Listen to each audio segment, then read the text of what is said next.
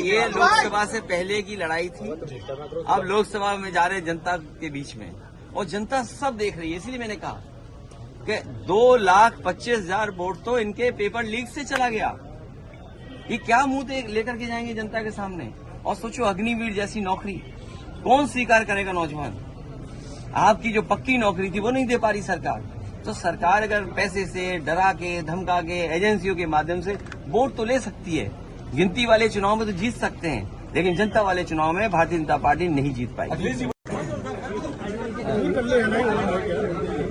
जहाँ तक चुनाव का सवाल है और जिन परिस्थितियों में चुनाव हो रहा है, हर एक में साहस नहीं होता है जो सरकार के खिलाफ खड़ा हो जाए। सरकार के खिलाफ खड़े होने में साहस चाहिए, और दबाव तो हर एक पे बनाया जाता है। ये बात कौन नहीं जानता है कि भारतीय जनता पार्टी जीतने के लिए कोई भी हथकंडा अपनाएगी। जिस भारतीय जनता पार्टी ने चंडीगढ़ में बेईमानी की हो, बैलेट से जब वोट पड़ा, जीतने के लिए उन बैलेटों को किस तरीके से बिगाड़ा गया, किस तरीके से वोट खराब किया गया, और अधिकारी के माध्यम से। उस समय अगर सीसीटीवी न होता और बैलेट से वोट न पड़ा होता, तो शायद भारतीय जनता पार्टी को इस तरह से बदनाम होते हुए नहीं कोई देख पाता। जहां तक यूपी का सवाल है, राज्यसभा के चुनाव में भारतीय जनता पार्टी ने सब कुछ किया है वोट लेने के लिए, और जो लोग गए हैं उनमें साहस नहीं रहा होगा सरकार के खिलाफ खड़ा होने में। सर, क्या कार्रवाई? कार्रवाई निश्चित होगी, क्योंकि पार्टी के जितने भी हमारे साथी हैं उनका मानना है कि ऐसे लोगों को दूर कर दीजिए। अभी तक तो कद्दावर नेता लग रहे थे, लेकिन कद्दावर नेता निकले नहीं, ये बात समझ में आ गई।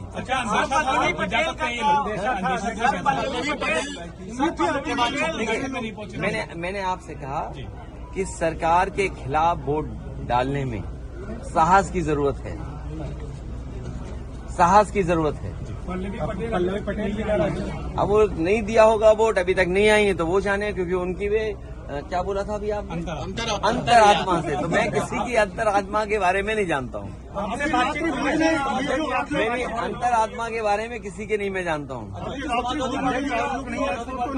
कोई बात नहीं, जब जो भोज में नहीं आए, चर्चाएं आपके माध्यम से भी थी, चर्चाएं और तरह से भी थी। अब उन बातों को आप बेहतर समझते होंगे कि कोई क्यों चला गया, किसी को सिक्योरिटी की जरूरत रही होगी, किसी को धमकाया गया होगा कि आपके मुकदमे पुराने हैं, आपका इतना रिकॉर्ड अच्छा नहीं है, आपको ये लाभ दे दिया जाएगा। सुनने में तो बहुत कुछ चीजें आ रही हैं, सुनने में तो पैकेज के बारे में भी आ रही हैं। वो बात समझ में नहीं आ रही कि वो पैकेज छोटा था कि पैकेज बड़ा था। भैया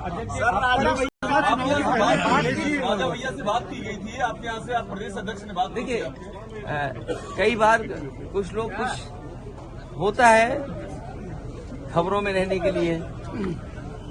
क्या लगता है? देखिए, लोकसभा चुनाव जो उत्तर प्रदेश का होने जा रहा है, वो उत्तर प्रदेश की जनता देख रही है। क्या वो नौजवान जो दौड़ाए जा रहे हैं, जिन पे लाठी पड़ रही है, क्या वो भूल जाएंगे भारतीय जनता पार्टी को? जो लाखों लाख नौजवान परीक्षा दे करके घर लौटा, किराया कहाँ से लाया था, खाने पीने का इंतजाम क्या किया था, कैसे वो रहे थे, कैसे परीक्षा लिखी, और उसके बाद पेपर आउट हो गया, लीक हो गया पेपर। सरकार ने लीक कराया, और सरकार, मैंने पहले भी कहा, फिर कहता हूं, सरकार ने अगर पहले ही जब लीक हुई थी परीक्षा, उसी समय ठोस कदम उठाए होते, तो शायद नौजवानों को इस तरह के दिन नहीं देखने पड़ते। क्या इलाहाबाद में नौजवानों पे लाठी नहीं चली? 69,000 के नौजवान जाने कितने दिन से बैठे हैं, अपना आरक्षण मांग रहे हो, अपने साथ न्याय हो जाए उनके साथ, कितने सालों से इंतजार कर रहे हैं। यहीं पर लखनऊ में आप बुलडोजर लेकर के गरीबों का घर उजाड़ रहे हैं। ये लोग जो जब क्षेत्र जाएंगे तो शायद जनता का कैसे फेस करेंगे, हम ही लोगों को नहीं फेस कर पा रहे हैं। नमस्कार, मैं हूं मुकेश कोरी। आपको ये वीडियो कैसा लगा है उस पर अपना सुझाव कमेंट बॉक्स में जरूर दें। हमारे चैनल को सब्सक्राइब ना किया हो तो सब्सक्राइब करें, बेल आइकन पर प्रेस करें। प्रत्येक खबर का नया नोटिफिकेशन सबसे पहले आपको प्राप्त होगा। हम फिर मिलेंगे एक नई खबर के साथ, तब तक आप हमको इजाजत दीजिए। जय भारत, जय हिंद।